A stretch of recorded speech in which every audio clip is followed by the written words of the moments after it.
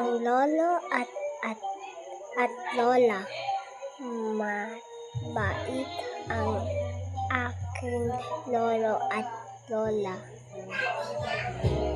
Si lolo ay marunong magtanim.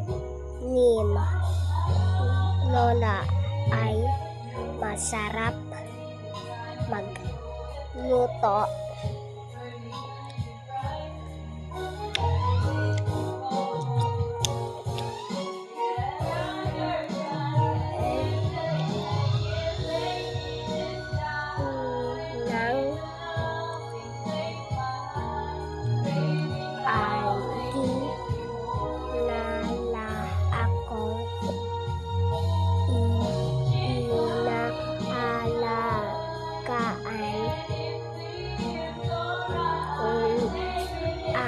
Ahal ko si lolo at lola.